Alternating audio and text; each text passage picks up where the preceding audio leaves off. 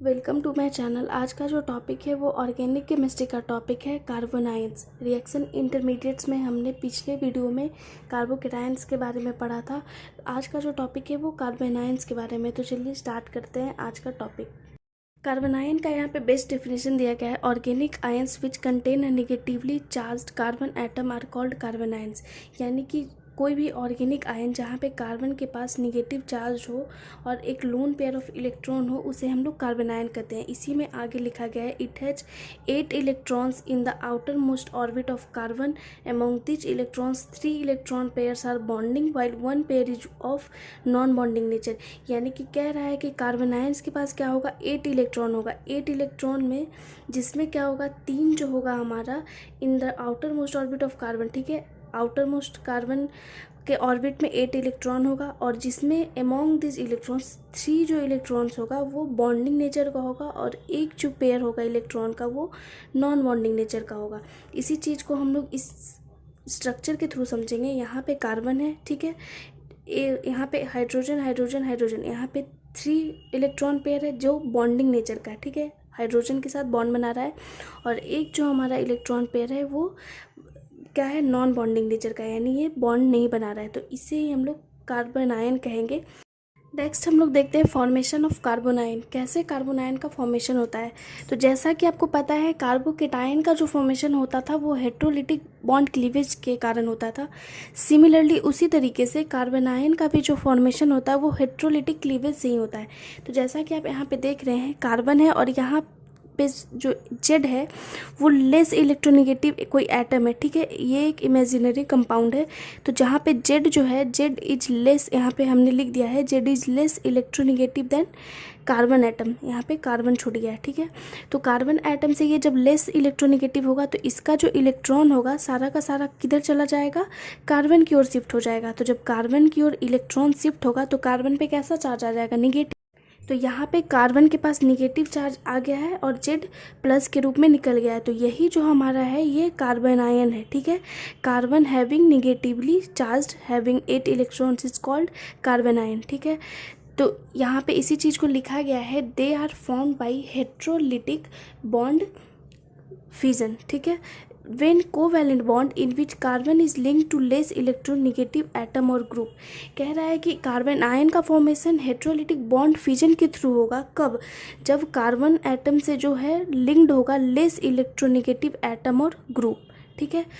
Just opposite हो जाता है कार्बोकेटायन के केस में, जब कार्बन से मोर इलेक्ट्रोनेगेटिव ग्रुप जुड़ा होता है तो कार्बन का जो इलेक्ट्रॉन है वो मोर इलेक्ट्रोनेगेटिव की तरफ शिफ्ट हो जाता है और कार्बन पे पॉजिटिव चार्ज आ जाता है, उसे ही हम लोग कार्बोकेटायन कहते हैं। तो जस्ट अपोजिट कार्बन आयन में होता है कि इसमें लेस इलेक्ट्रोनेगेटिव एटम और ग्रुप जुड़ा हुआ होता है। तो यहाँ पे एग्जाम्पल के थ्रू आप बहुत अच्छे तरीके से समझ सकते हैं कि कार्बन आयन कैसे फॉर्म करता है।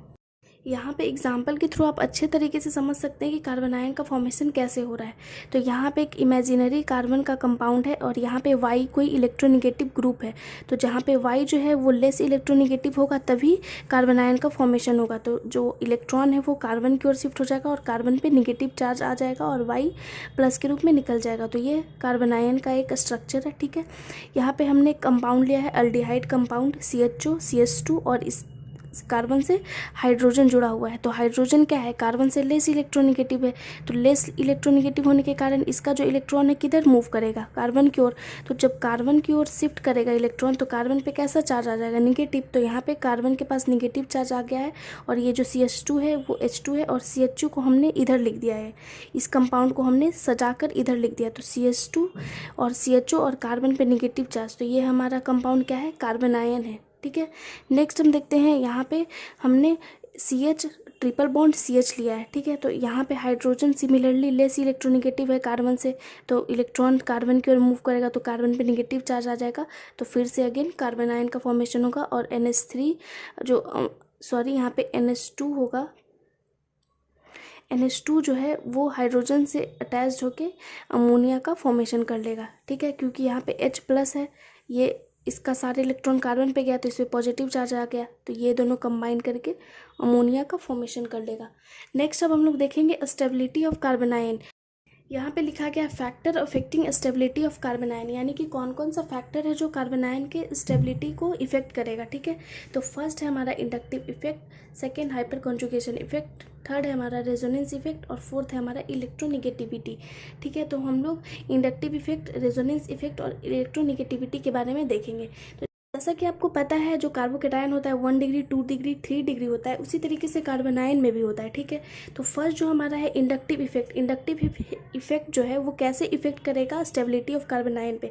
तो the stability of carbon ion is inversely proportional to the plus I effect. Plus I effect क्या होता है, तो जब अल्काइल ग्रुप लगा होता है तो इलेक्ट्रॉन डोनेट करता है। ठीक है, कार्बन अल्काइल ग्रुप क्या करता है, कंपाउंड में इलेक्ट्रॉन को डोनेट करता है, तो उसे ही हम लोग प्लस आई इफेक्ट करते हैं, यानी कि इलेक्ट्रॉन की संख्या को वो बढ़ा देगा। ठीक है, तो जैसे स्टेबिलिटी ऑफ कार्बन आयन क्या होगा, इन्वर्सली प्रोपोर्शनल, यानी कि जितना ज़्यादा प्लस आई इफेक्ट होगा उतना ही लेस स्टेबल हमारा कार्बन आयन होगा, और जितना कम हमारा प्लस आई इफेक्ट होगा उतना ज़्यादा स्टेबल हमारा कार्बन आयन होगा। ठीक है, क्योंकि ये इन्वर्सली प्रोपोर्शनल है।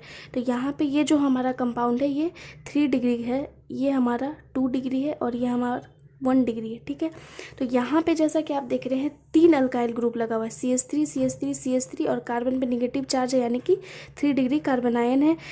जैसा कि आप यहाँ पे देख रहे हैं 3 अल्काइल ग्रुप होने के कारण क्या हुआ है, यहाँ पे प्लस आई इफेक्ट ज़्यादा है, तो प्लस आई इफेक्ट ज़्यादा होने के कारण क्या होगा, ये लेस स्टेबल कार्बन आयन होगा।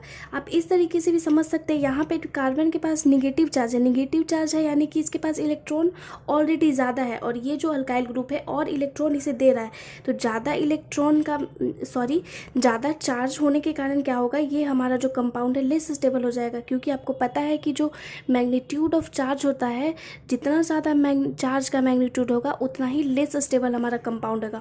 तो इलेक्ट्रॉन डोनेट होने के कारण ऑलरेडी इसके पास इलेक्ट्रॉन ज़्यादा था और ऊपर से अल्काइल ग्रुप लगा हुआ है तो और ज़्यादा इलेक्ट्रॉन हो गया, तो इसलिए हमारा जो कंपाउंड हो जाएगा लेस स्टेबल हो जाएगा।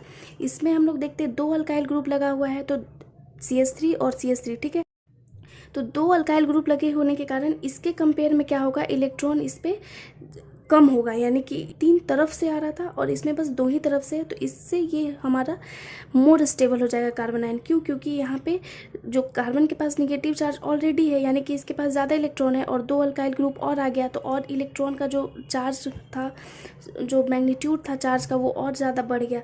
सिमिलरली यहाँ पे 1 डिग्री में क्या होगा, एक ही अल्काइल ग्रुप लगा हुआ है, तो एक ही तरफ से इलेक्ट्रॉन आ रहा है कार्बन के पास। ठीक है, और यहाँ पे कोई अल्काइल ग्रुप नहीं है, तो सबसे ज़्यादा जो मोर स्टेबल कार्बन आयन होगा वो हमारा CH3 होगा, क्योंकि यहाँ पे कोई भी अल्काइल ग्रुप इलेक्ट्रॉन डोनेट नहीं कर रहा है।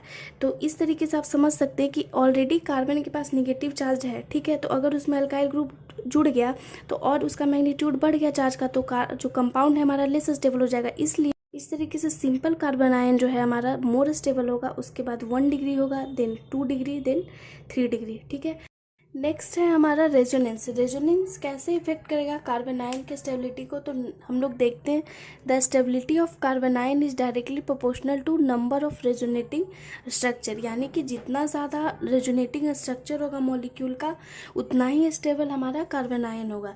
ये एज इट इज़ कार्बोकेटायन की तरह है। ठीक है, तो यहाँ पे जैसा कि आप देख रहे हैं फर्स्ट जो कंपाउंड है इसमें 1 2 3 बेंजीन रिंग जुड़ा हुआ है। ठीक है, दूसरे वाले में 2 बेंजीन ग्रुप जुड़ा हुआ है और तीसरे वाले में बस 1 है, और ये एक एलिफेटिक कार्बन आयन है। ठीक है, तो जितना ज़्यादा बेंजीन रिंग जुड़ा होगा उतना ही हमारा रेजोनेटिंग स्ट्रक्चर बनता है। जैसा कि आपको पता है बेंजीन में रेजोनेंस होता है, तो सबसे ज़्यादा स्टेबल हमारा ये कंपाउंड होगा, उसके बाद ये होगा, उसके बाद ये होगा, और इसमें कोई रेजोनेंस नहीं है, तो इसके कारण ये लेस स्टेबल कार्बन आयन होगा। ठीक है, नेक्स्ट जो हमारा स्टेबिलिटी पे इफेक्ट जो डालता है वह है इलेक्ट्रोनिगेटिविटी। ठीक है, तो उसे हम लोग डिस्कस करेंगे। यहाँ पे इलेक्ट्रोनिगेटिविटी के केस में हम लोग देखते हैं, यहाँ पे CH2 डबल बॉन्ड CH और ये माइनस है चार्ज। ठीक है, ये एक कार्बन आयन है, और यहाँ पे C ट्रिपल बॉन्ड CH है और यहाँ पे माइनस चार्ज है।